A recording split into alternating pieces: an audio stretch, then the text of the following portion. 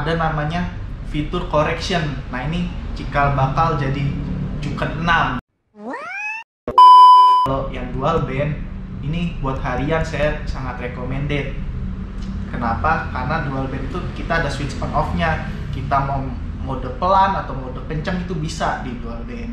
Tapi untuk yang versi murah kantong pelajar ya bisa pakai hyperband. Tapi gitu, hyperband mirip-mirip EQ standar, hanya satu map saja. Everybody fucking jump.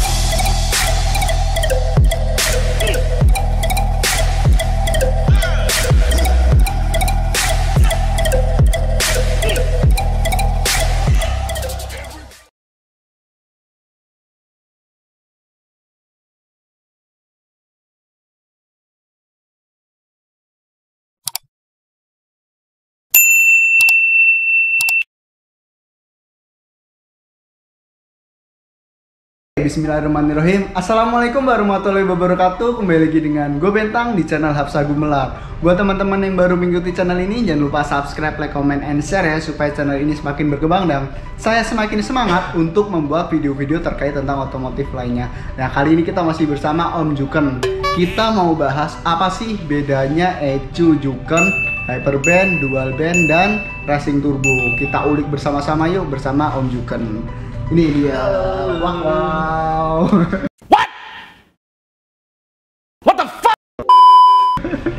Oke, gimana nih tuh untuk perbedaan EQ Hyperband, Dual Band, dan Racing Turbo? Karena kita kan nggak tahu nih kita mau beli EQ itu yang bagus untuk motor spek apa gitu, dan bedanya apa. Pastikan di luar sana masih banyak orang awam yang kurang tahu gitu. Yang pertama kita ini bahasnya EQ BRT dulu ya, yang Juken 5. Juken 5 itu ada dua jenis intinya. Yang pertama yang basic, yang kedua yang pro. Yang saya bahas adalah Juken basic. Apa beda Juken basic dan pro nanti kita bahas ya. Nah, yang pertama basic itu ada 3 jenis. Yang pertama hyperband. Apa itu hyperband? Hyperband itu EQ Juken yang dikeluarkan oleh BRT versi termurah. Itu saya bilang kenapa versi murah, karena dia hanya satu map saja, istilahnya satu core. Jadi kita itu bisa setting fuel, injector timing, ignition timing, lalu juga base mapnya itu bisa disetting semua lah, pengapian itu hanya di satu core saja, hanya satu map. Yang kedua ada namanya dual band. Nah, bedanya apa sih hyperband sama dual band? Nah, dual bandnya ada keuntungannya, kita punya dua map di sini.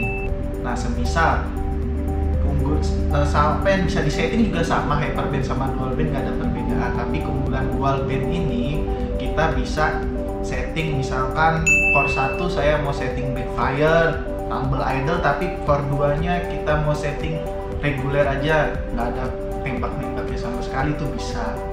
Jadi bisa kita on off, ada switchnya nanti itu. Yang ketiga ini yang paling tertinggi, namanya Racing Turbo. Nah, kalau Racing Turbo itu dia ada namanya fitur dual injector. Apa sih dual injector itu? Jadi injektor tambahan yang kita taruh di motor biasanya itu sebelum throttle body, supaya pasokan bahan bakarnya saat RPM tinggi bisa tercukupi. Kalau di karburator namanya power jet, kalau teman-teman tahu. Nah, keunggulannya apa di situ? Jadi kalau untuk spek balap itu sebaiknya sih pakai yang Racing Turbo aja, karena pasti fuelnya udah mencukupi. Tapi kalau yang dual band ini buat harian saya sangat recommended. Kenapa? Karena dual band itu kita ada switch on off-nya. Kita mau mode pelan atau mode kencang itu bisa di dual band. Tapi untuk yang versi murah kantong pelajar ya bisa pakai hyperband. Tapi gitu, hyperband mirip-mirip EQ standar, hanya satu map saja. Terus ada lagi nih mungkin dibedakan oleh motor manual sama matic ya. Nah, kalau di motor manual Racing Turbo ada fitur namanya quick shifter. Nah, quick shifter ini apa? Jadi kita ngoper gigi nggak perlu nurunin gas sama ngopling, jadi udah tinggal masukin gigi udah pasti langsung ngoper. Itu dikontrol oleh apa? Ada switchnya, itu ada switch sendiri. Nah, berarti apa kita penggantinya kopling itu pakai switch ya berarti ya? Pakai switch di hanya di Racing ECU turbo. Tapi saya mau buat harian tapi mau pakai switch quick shifter bisa, itu setahu saya ada. Jadi dual band pakai quick shifter harganya di antara dual band sama racing turbo, misalkan dual band 950 yang biasa, kalau mau ada quick shifter nambah 50.000 itu special order Request berarti ya ke BRT-nya ya. Itu juga setahu saya bengkel-bengkel BRT tertentu, rekanan tertentu yang bisa request ke BRT seperti itu. Jadi 3 ECU itu yang disesuaikan oleh budget teman-teman dan spek motor teman-teman nih. Memang kalau teman-teman hanya buat harian, saya sarankan cukup dual band atau hyper band lah untuk yang kantong tipis ya. Nah, tapi lebih bagus sih dual band. Tapi kalau emang suatu saat motor emang mau di spek untuk balap, untuk misalkan road race di Monaco lah atau di sentul kecil karting, nggak masalah sih pakai racing turbo aja karena nanggung speknya seperti itu. Jadi terserah teman-teman nih. Nah sekarang kayak kan tadi jelasin tuh di pertama kan itu ada 2 intinya, basic sama pro. Apa sih bedanya basic sama pro? Nah kalau basic ini dia fitur oksigen sensornya, pengukur AFR masih menggunakan bawaan motor. Tapi kalau yang versi pro ini sudah diganti oleh BRT menggunakan O2 sensor dari Bosch, yaitu wideband sensor. Unggulannya apa sih wideband sensor sama yang bawaan motor nih, narrowband namanya? Keunggulannya dari wideband itu adalah rentang pembacaan AFR-nya, yaitu 0 sampai 5 volt. Nah, tapi kalau yang biasa bawaan motor atau narrow itu hanya 0 sampai 1 volt. Jadi dengan range voltase yang semakin tinggi, pembacaan AFR-nya lebih akurat. Itu keunggulannya wideband. Jadi selain pro itu, selain AFR yang bagus yang pakai wideband, ada namanya fitur correction. Nah ini cikal bakal jadi Juken 6. Nah ini fitur auto correction ini apa? Jadi kita menyeting sesuai dengan AFR yang kita inginkan di mapping itu.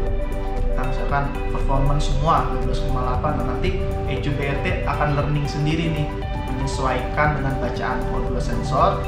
Nah, terus disesuaikan semprotan bahan bakar. Kalau di kendaraan mobil zaman sekarang namanya closed loop. Motor zaman sekarang juga sama closed loop, tapi bacaan AFR itu kurang akurat karena masih narrowband. Nah, dengan ECU Pro kita ganti menggunakan sensor wideband lebih akurat seperti itu. Bedanya berapa harganya tuh, tahu nggak? Kalau untuk Pro itu setahu saya masih harga promonya ya 2,5 juta. Itu udah sama O2 sensor yang itu ya? Udah sama O2 sensor widebandnya sama modulnya, kemudian juga ini cuma untuk beberapa motor aja sih Pro ini, biasanya untuk motor-motor yang sport sih. Matic juga ada setahu saya, tapi lebih enaknya sih dilihat di katalognya BRT aja sih. Seperti itu. Udah ada lagi? Yang mungkin yang saya jelaskan Pro sama basic kesamaannya lebih banyak di ECU Racing Turbonya. Jadi misalkan spek ECU Racing Turbo Basic, fiturnya itu semua ada di ECU Racing Turbo Pro. Tapi kalau yang Pro ditambah sensor O2-nya ini pakai wideband. Berarti lebih sempurna jadi ya? Pasti, settingannya lebih mudah, lebih sempurna. Nggak perlu. Ada data loggernya lagi. Data logger apa sih itu?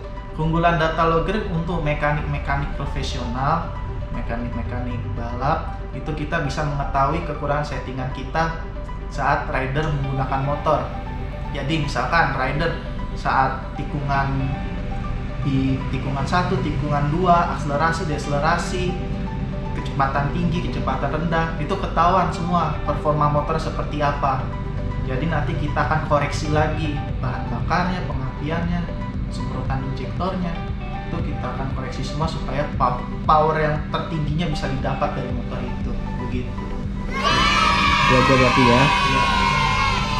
Oke baik teman-teman, terima kasih banyak ya Pak Putu atau Selvi bisa panggil Om Jukan buat sharingnya, karena ya di luar sana mungkin sudah banyak yang tahu, cuma saya yakin masih banyak orang-orang yang ingin membutuhkan sedikit informasi tentang informasi tentang ECU Juken, khususnya Juken 5 yang saat ini banyak beredar dan ECU hits ya untuk kantong-kantong yang low budget sebenarnya. Oke, baik, sekian dari saya, semoga video ini bermanfaat dan saksikan video selanjutnya. Dan teman-teman jangan lupa subscribe, like, comment, and share ya. Dan pastikan nyalakan loncengnya supaya nggak ketinggalan video-video dari saya. Oke, sekian dari saya, terima kasih. Wassalamualaikum warahmatullahi wabarakatuh.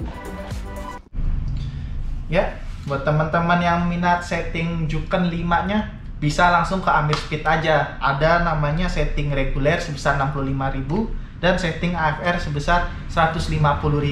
Semua settingan di Amir-Speed garansi seumur hidup asal mesinnya tidak berubah spek. Oke, terima kasih.